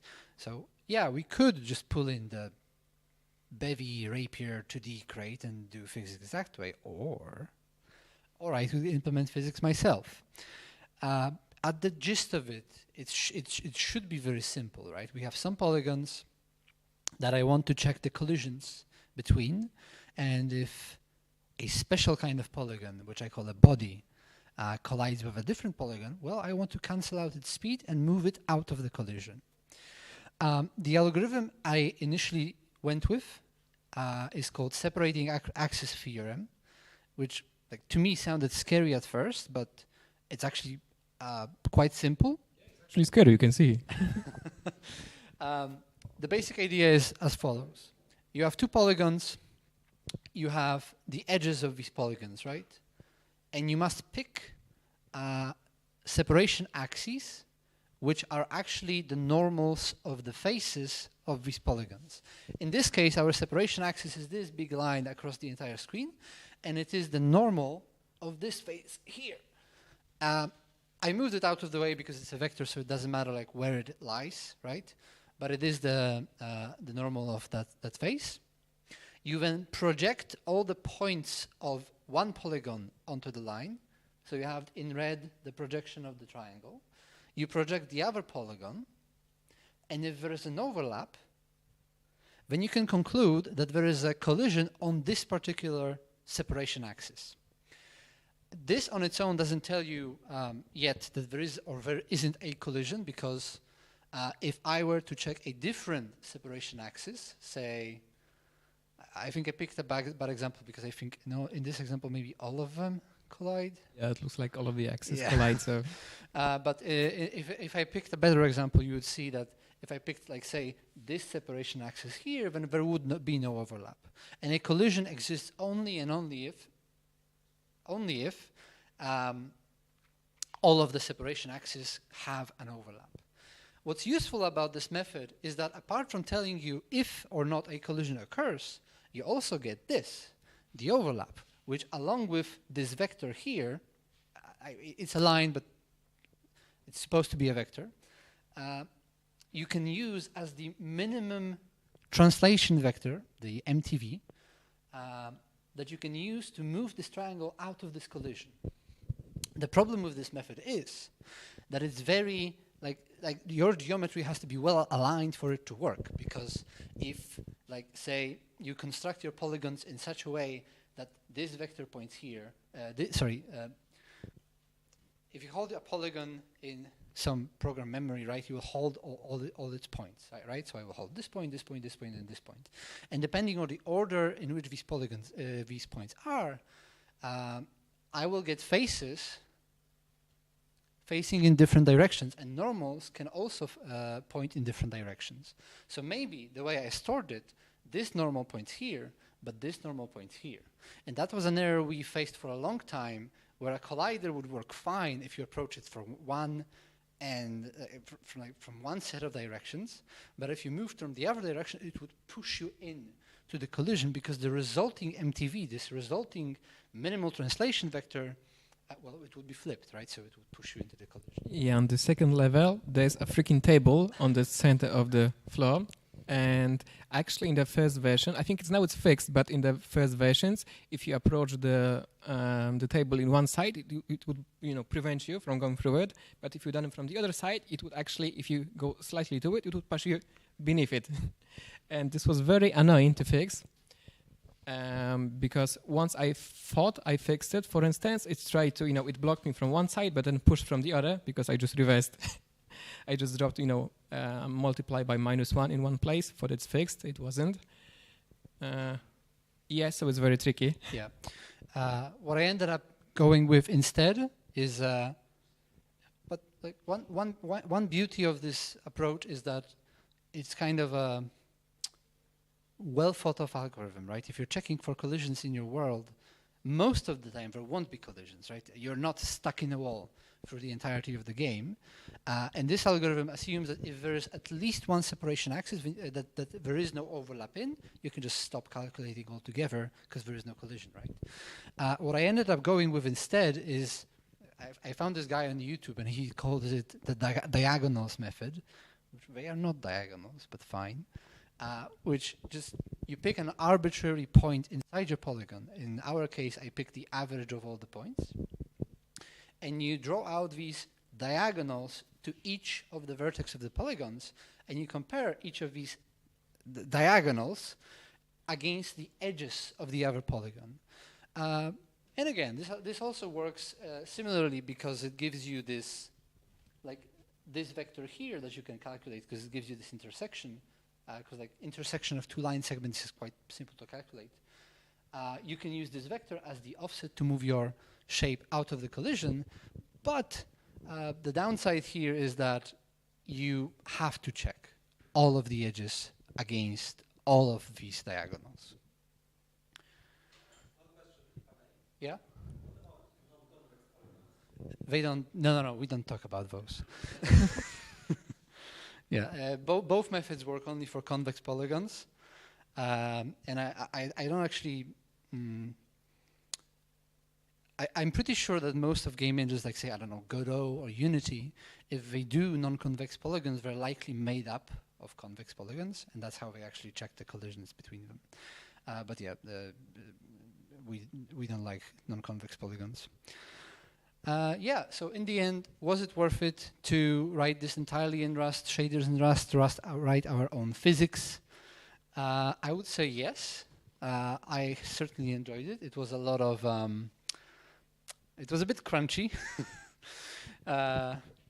I think I totally broke my circadian rhythm during this project. I went to sleep at like 3 a.m.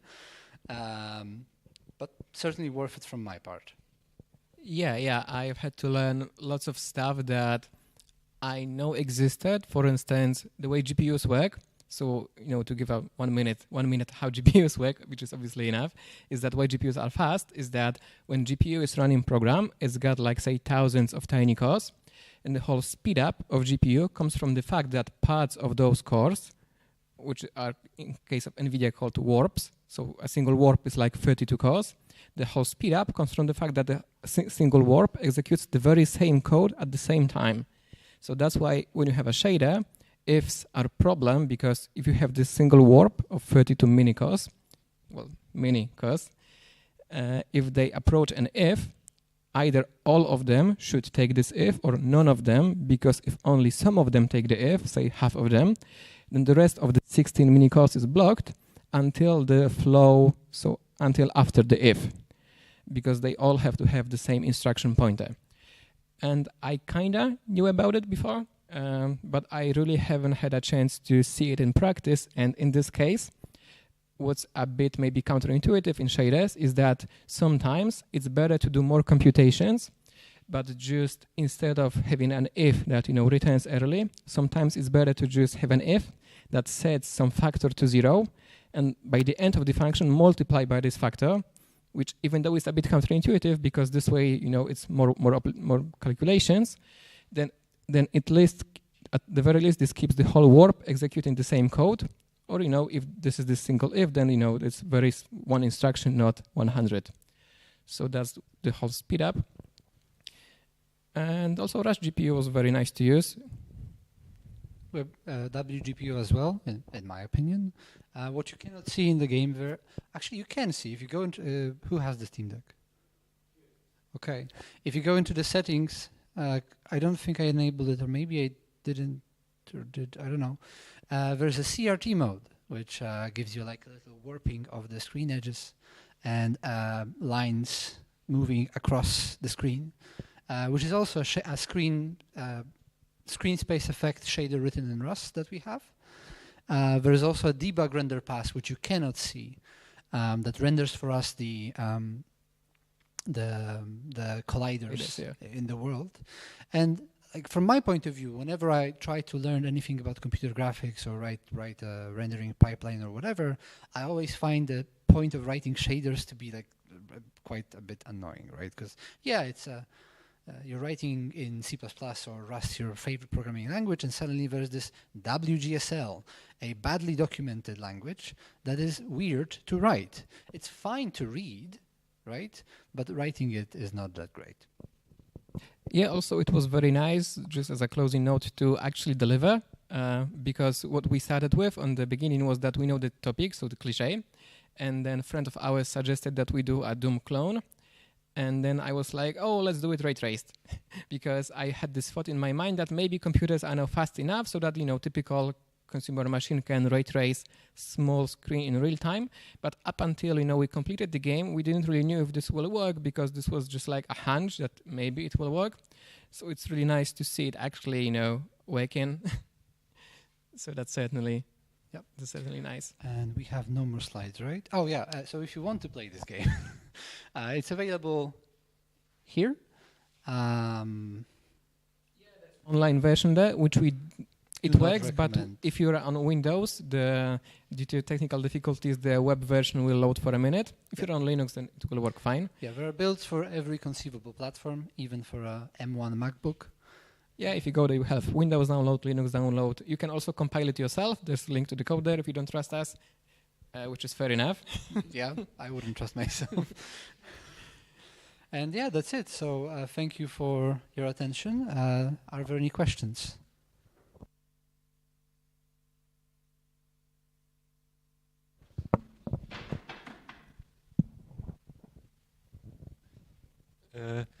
Back to the elephant scene. On the ceiling there was a picture of elephant, but lack of picture of elephant on the floor. On the ceiling there was lack of floor. Yeah. Would it be hard to implement that too? That's a Patrick kind of question. So the issue is, why is there no reflection on those faces, right? On the ceiling. Why is there a single balance? So why don't you have a reflection of the reflection? Okay, yeah. So this is funky. I haven't mentioned it before, but in shaders, you cannot write recursive code, and you cannot have functions to pointers. And usually, when you write a ray tracer, what the code does is that you have a trace function that finds the first place where you have the hit, and then if it detects that the material is reflective, it calls trace once again with fixed up reflected vector. So this would go like this, then you trace recursively back again, then you trace back again, and then in this case this would be like probably infinite recursion, so then you bail out after 10 tries. It's a bit more difficult in shader. So what shader has to do, keeping in mind that it cannot call recursively itself, is that we have a loop, and this loop just our trace function returns basically what's an option of a second ray to cast. So then we have a loop that calls trace and calls inside the loop the same trace again possibly. And why we don't have second order, third order reflection is that basically they wouldn't work on a typical consumer machine. So in practice, what we find out is that on a typical CPU using shader, you can cast around 80 million rays. So that is 320 times 180 times 60 FPS. And million sounds like a lot, but it quickly gets dried up if you have to account for reflections and transparency. And in theory, we could support, multiple bounces, but it was just deemed not worth it because it wouldn't work on a CPU shader. It would be doable though.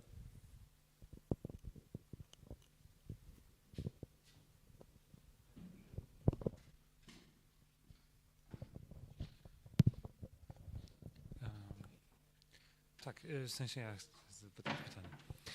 All right.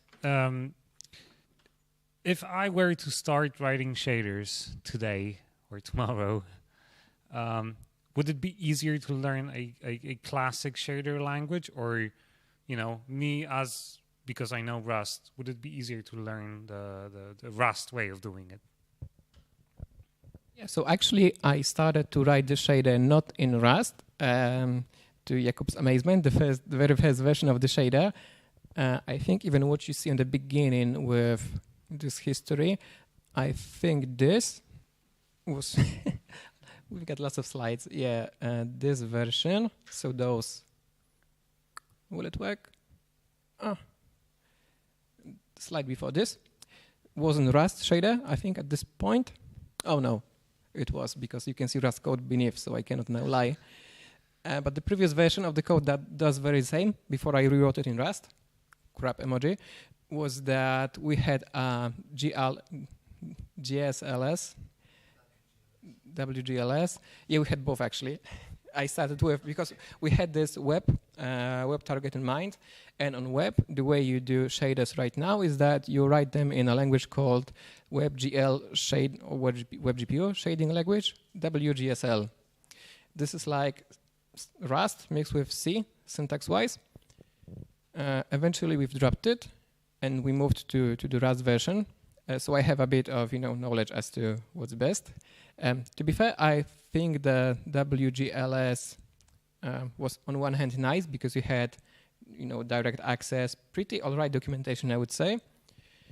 But to be fair, I think if you start to write your shader in Rust, you can still reference lots of stuff from GLSL, WGSL, whatever shader language you decide to use, mostly because the names match.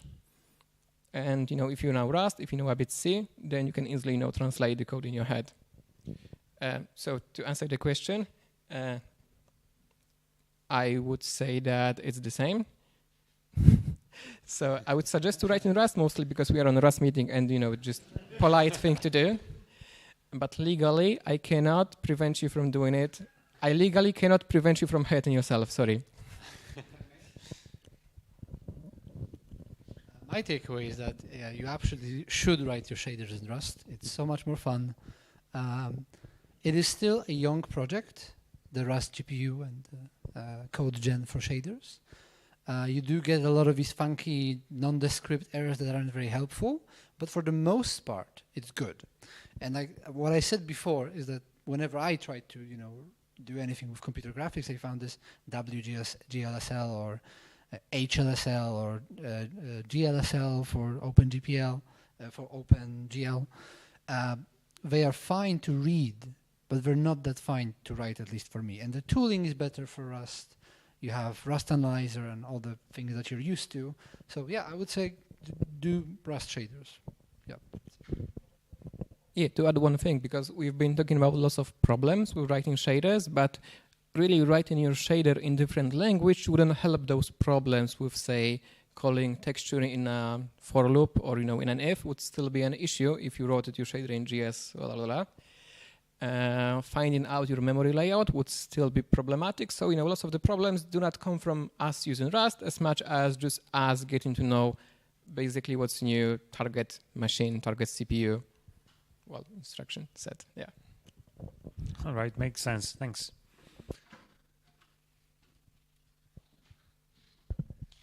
Hi, I have another question about your algorithm, which optimized like a number of triangles, like many tiles. It became one tile. I have a question. Does it mean that at the end you will have like one giant texture or one tile basically, or there will be like many simple tiles visible when you're in game? Yeah, so our ray tracer would love it if everything was just one big triangle. What our algorithm that transforms tiles into this does is that it stops, to put it differently, it eats as much tiles as it needs, as long as it's either a line for walls or a box for floors. But because later we have to still map it into triangles and then texture appropriately, then for instance we cannot generate just a big shape that is not boxy like. So in this case, for instance, in here, there is an entrance and you have walls. So like you have this narrow down for door. And we cannot push the box through here because it would overlap with the walls and this wouldn't just look that well. Yeah, but ultimately, what you will, when you're in-game, you will end up like not in one texture, which is like big, but you will end up in very many small ones. Right? Small tiles. Yeah. So there's a part to it that I didn't mention is that, so if we say that this is scale 1, and then this box is, let's say, 10 by 10, then our triangles or materials, depending on how you look at it, also have a property that say how much the texture should be scaled. So then this gets rendered as, this is physically 2 triangles, big triangles, but they have a property that say that their texture should be scaled by 10 times. So from the outside, you see it as if this was, 100 mini triangles, but underneath it's just one big triangle. Oh, yeah, that was my question. Thanks.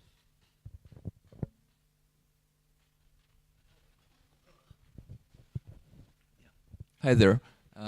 Just a quick question. I wonder what sort of AI did you use to generate this beautiful creature image? It's the OpenAI DALL-E. Uh-huh. Yeah. It's not actually, I'm kind of lying here. It is, I wrote like retro style Doom monster, something like that. And it gave me this, a nice picture, right? Which wasn't pixelated, which when I downloaded, put into Photoshop and pixelated, and that's how I arrived at that. Okay. Yeah. So to use DALL-E algorithm, okay, some service that provides. It's yeah. You just And just then downgraded it to some style. Thank you. Sure. Okay, I have this question. The approach you took has, I mean, when I think about that, the main problem I see is that if you want to render your scene, you need to have all your vertices at the same time of your probably your scene. You can do some predictions what you won't hit. I know some algorithms, but I'm wondering why not to do this thing to just render the whole scene like traditionally in terms of only not to shadow it, not lighting, just to render it to detect the intersection points. So just flat surfaces, and then because in ray tracing, in most cases you just render one rectangle where every pixel is light right, or the ray actually. So then you can have your finished texture where every pixel is already your ray crossing point. And wouldn't it be faster than actually testing your intersection of your ray with all the geometry on your scene, to just try to render everything traditionally, to find intersection points? So if I understand you correctly, you're saying that instead of doing this like geometry tracing in the fragment shader, just vertex shaded. We would do this in the vertex shader, and then this vertex shader would write to a texture that then would go back to a fragment shader. Yeah, and in fact, the fragment shader already have intersection points. I feel like it's kind of the same. Yeah, it is, but it may be faster because you don't need to test every single of your ray with all the geometry. Instead, you do rasterization of your triangles. Okay, gotcha. Which is way faster. But then you don't get like, if I, if there's a wall behind me here, I don't see that in the reflection. Then you need to do multipass for the reflections. And then you need to do. I'm just wondering if you think about that, because. I'm going to give mic to Patrick in a moment because I think he has a more insightful comment. But one thing that I wish, well, not wish we'd done better, but something that I wish we will improve on is we don't actually need like to engage the entire GPU pipeline in this process, right? The ray tracing just could be a compute shader that could do this multipass ray tracing, or like a single bounce multiple times, and then that would give us the results. Yeah. So the quick answer to why we haven't used vertex shader this way is that I haven't thought of it. So there's certainly this aspect. To be fair, I think it should work. It would have the same problem as standard rasterization approach, which is that you need to, as you said, you have to have multiple render passes for reflections. But shadows are for free still. Yeah. I guess it would solve one of the issues I said before with warp. So, for instance, if we imagine that this part is rendered by single warp of 32 cores, and then if we also imagine that this is not reflective surface, then we have a problem, which is that if the upper 16 of this cores hit the surface, they compute the material, the texture, then the bottom 16 still have to compute the reflections, and they are basically stacked. And one of the optimizations you can use, or one can use when doing ray tracing, is that you have multiple passes, as you said, for instance with vertex shader, that in the first pass you just compute the direct hits, you store some extra information as to something like reflection pending, reflection pending, reflection pending, and then you launch a second pass that is evenly distributed among all of the cores, GPU cores, with only the reflections.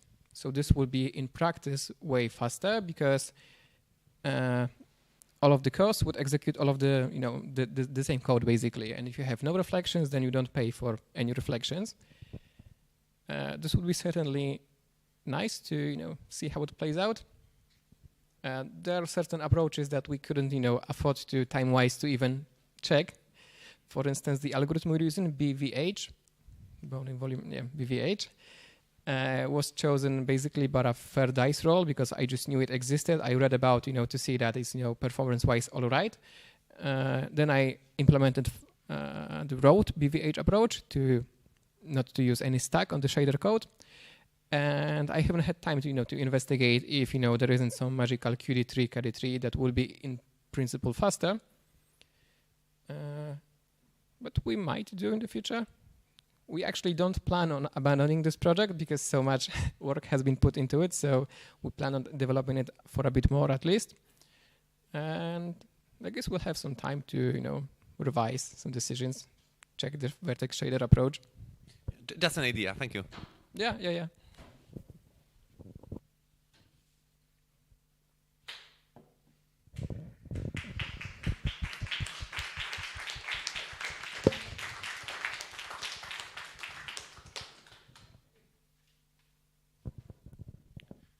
Okay, so I think that's the time for questions. So, Przemek,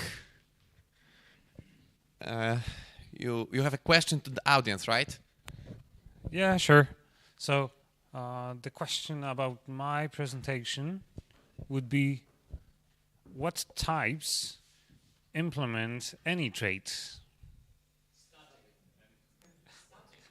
That's correct, but who said that first? Okay, so you won a prize, and now for the second question. We're still consulting. Give us a second.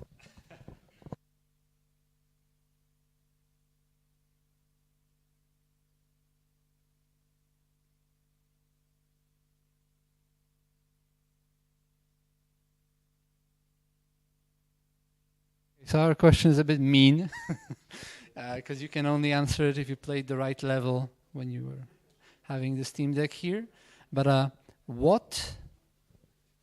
there's a writing on the wall on the second level. What does it say?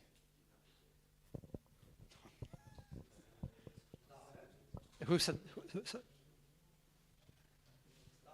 Yeah, it says die. We have a winner.